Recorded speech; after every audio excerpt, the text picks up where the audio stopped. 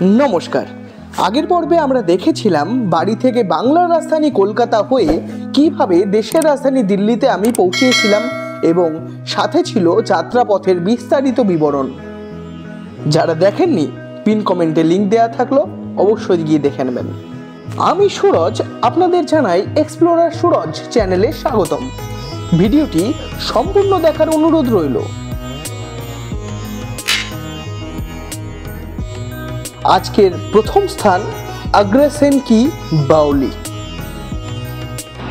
এখন আমরা চলে এসেছি বারাখাম্বা রোডের গেট নাম্বার 5-এ। এখান থেকেই আগ্রাসেন কি বাউলি যাওয়ার রাস্তা। তো চলো যাওয়া যাক। আজকে প্রথম গন্তব্য আমরা এই হেলি লেন দিয়ে পৌঁছবো। বারাখাম্বা রোড মেট্রো স্টেশন, যা ব্লু লাইনে অবস্থিত, আগ্রাসেন কি বাউলির দূরত্ব মাত্র 750 মিটার। কনট প্লেসের কাছে অবস্থিত এটি দিল্লির অন্যতম একটি ভ্রমণস্থল। শোনা যায় এই বাউলিটি মহাভারতের সময়কালে মহারাজা আগ্রাসেন এটি বানিয়েছিলেন জল সংরক্ষণের জন্য। তবে এই বাউলিটি নিয়ে আরও একটি কাহিনী প্রচলিত আছে, যার কারণে গুগলেও এটিকে দিল্লির অন্যতম একটি হন্টেড প্লেস হিসেবে দেখানো হয়েছে। আচ্ছা, টাইমিংটা বলে দিই। টাইমিংটা গ্রীষ্মকালের সময়ে 7টা থেকে 6টা এবং শীতকালীন সময়ে 9টা থেকে 5:30, এবং প্রবেশ মূল্য একদম নেই। এই স্থানে বেশ কিছু সিনেমার শুটিংও হয়েছে, যেমন পিকে, সুলতান ইত্যাদি।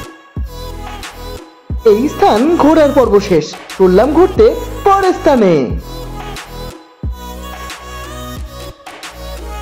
কালকাজি মন্দির স্টেশন, যা ভায়োলেট লাইনে অবস্থিত, সেখান থেকে নেমে 200 মিটার হাঁটা পথ আর পৌঁছে গেলাম লোটাস টেম্পলে। আচ্ছা, বলে রাখি, এখানে কিন্তু একটা স্ক্যাম চলে টোটো বা অটো নেওয়ার জন্য। ভুলেও পা দেবেন না, সোজা হাঁটুন আর পৌঁছে যান গন্তব্যে। লোটাস টেম্পল হলো দিল্লিতে অবস্থিত টপ 10 টুরিস্ট প্লেসের মধ্যে একটি। এখানে আসার আগে জানতামই না সত্যি এটি একটি মন্দির বাহাই ধর্মাবলম্বী মানুষের জন্য।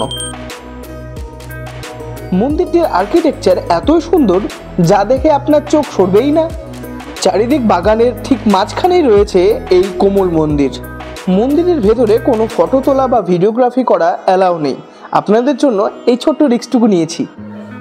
বলে রাখি, মন্দিরটি সোমবার বন্ধ থাকে এবং মন্দিরের ভেতরে প্রবেশ করার সময় আপনাকে জুতো খুলে ব্যাগে ঢুকিয়ে প্রবেশ করতে হবে, এবং যে ব্যাগ আপনাকে মন্দির কর্তৃপক্ষই দেবে।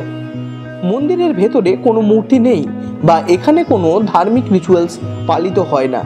এই মন্দির সকল ধর্মের এবং জাতির মানুষের জন্য উন্মুক্ত। এই মন্দির বানিয়েছিলেন ফরিবার সাইবা। ভেতরে প্রবেশের আগে আপনাদের বাহাই ধর্ম সম্বন্ধে বলা হবে। খুব ভালো লাগলো এই স্থান দুটি ঘুরে।